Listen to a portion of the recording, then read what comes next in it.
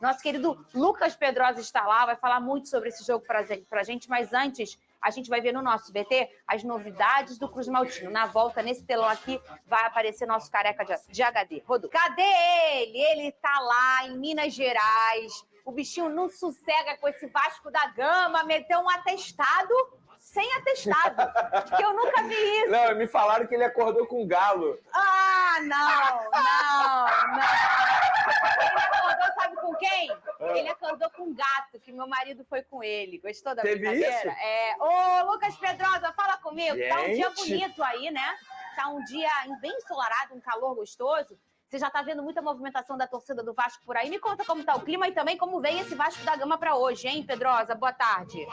Boa tarde, Fernanda. Boa tarde, Vini, novamente. Galera de casa. Ó, tá muito calor aqui em Minas Gerais. Um dia realmente muito bonito. A Arena MRV também, que a gente tá mostrando aqui atrás. Um lugar sensacional, estruturado. Tudo aqui em volta tem funcionado. A galera vai chegando aos pouquinhos também. E o Vasco da Gama vai com a expectativa de sobreviver, mas jogar dentro da Arena MRV. A expectativa é de você não sofrer contra um time do Galo que é muito forte, que não vai ter, por exemplo, o Davidson, que já jogou a Copa do Brasil pelo Cuiabá, Davidson que foi decisivo para o Atlético Mineiro na Libertadores. Boa notícia, o Davinho vascaíno não joga contra o Vasco. Já do lado do Vasco da Gama, o Daniel trouxe aí no VT muito bem. Só tem um retoque aí que eu poderia fazer, que o João Vitor deve ser, sim, o titular na vaga do Maicon nessa defesa vascaína. O Matheus Carvalho como volante aí na vaga do Sforza. O Sforza tá pendurado, o João Vitor também tá pendurado e o Verratti também tá pendurado. São os jogadores aí que têm esse risco, que não podem tomar cartão para poder jogar aqui em São Januário. Na direita, a dobradinha Paulo Henrique e Puma Rodrigues.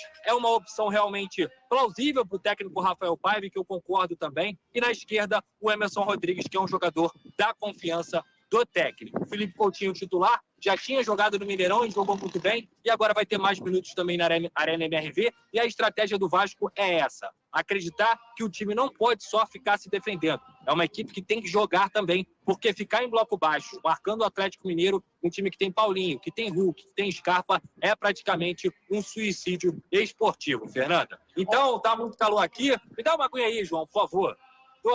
Tô na aguinha aqui, devagarzinho. Por enquanto eu tô na água, depois eu não garanto. Tomei um susto quando passou ali o João. Se quiser te dou uma boa aí, hein?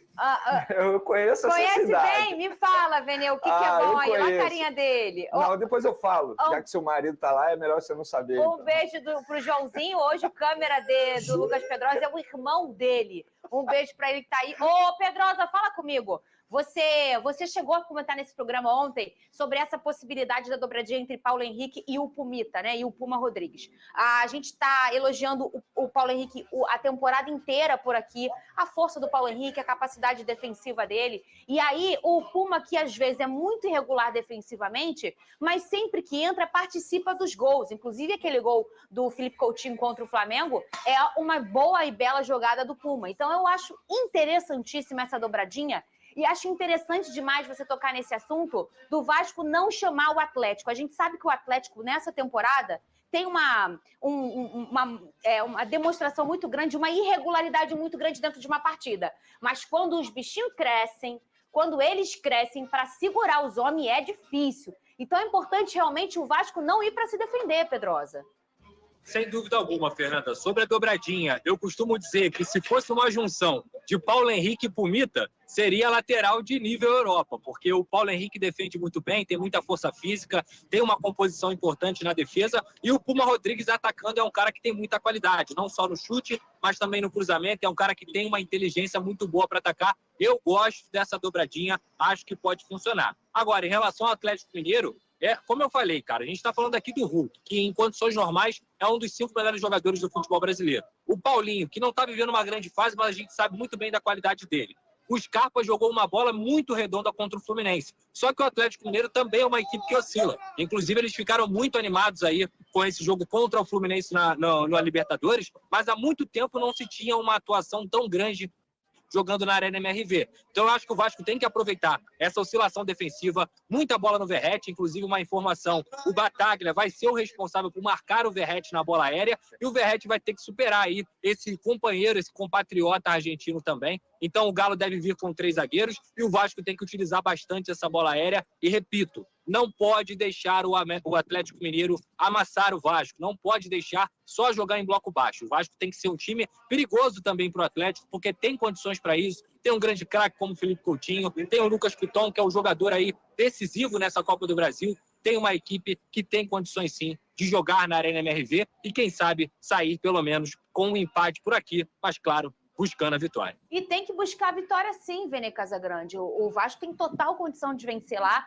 Como eu falei, assim, muita gente que acompanha muito o Galo, o Vene, diz que o jogo contra o Fluminense foi um jogo bem avassalador, foi o melhor jogo do Galo na temporada. O que a gente consegue acompanhar, claro, eu não assisto aos jogos do Galo sempre, mas a gente sempre dá aquela estudada, ou assiste quando pode, é que o Galo é muito irregular, assim, e o que tem também, que a gente tem de entendimento, e aí o Pedrosa depois pode confirmar, é que a acústica da MRV não é bacana. Então, se a gente tem, por exemplo, um São Januário que é um caldeirão, aqui, é claro que a torcida do Galo é uma torcida que canta, é uma torcida que apoia, mas a acústica, ela não... Então, a gente não imagina que vai virar um...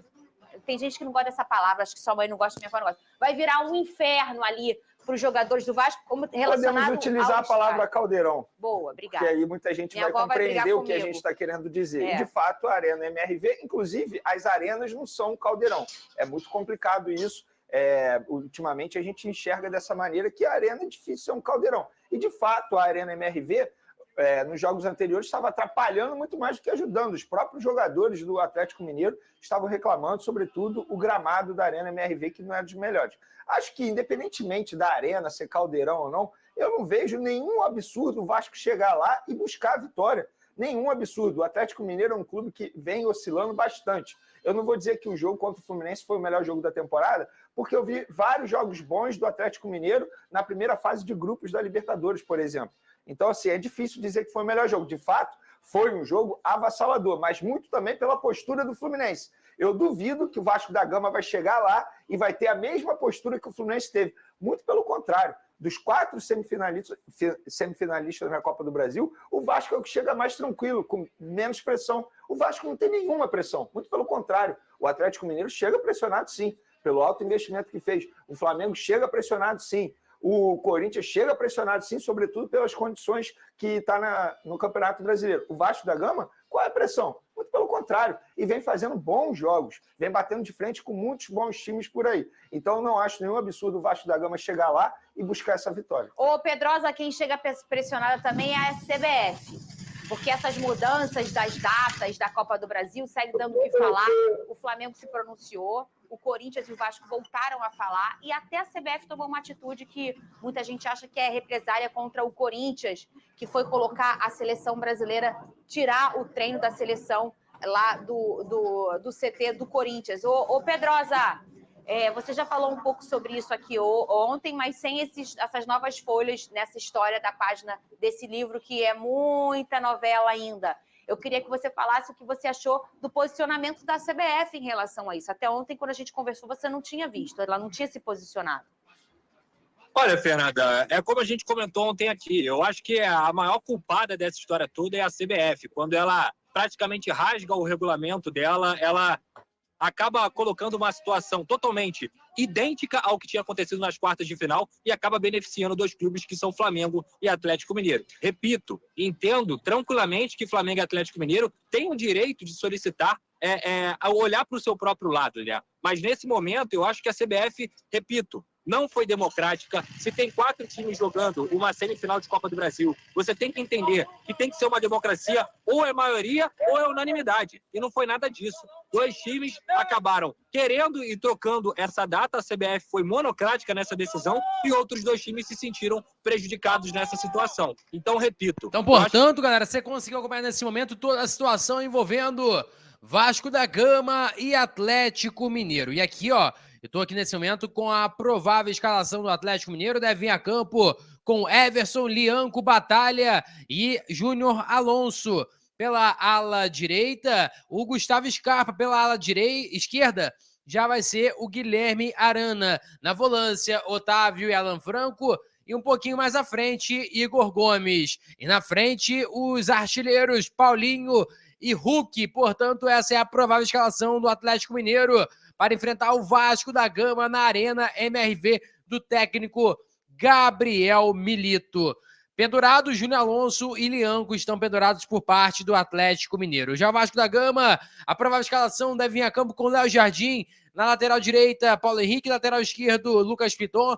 Na zaga, tem a dúvida ali se vai ser Maicon ou João Vitor, mas o Lucas Petraz atualizou que vai ser o João Vitor e Léo. Lateral esquerdo, Lucas Piton, como eu falei com vocês. Na volância, Hugo Moura e Matheus Carvalho. E armando jogada, Felipe Coutinho. Pela ponta direita, Pumita. Pela ponta esquerda, Emerson. E na frente, o pirata Pablo Verratti. Pendurados, Verratti, Sforza e também João Vitor. Portanto, é a provável escalação do Vasco, a provável escalação do Atlético Mineiro. E você conseguiu acompanhar tudo aqui no React do Futebol. Vou ficando por aqui, galera. Deixa like, muito importante. Compartilhe o vídeo para geral. Nossa meta é alcançar 50 mil. Eu conto muito com a sua ajuda e também com a sua moral, beleza? Olha, tamo junto.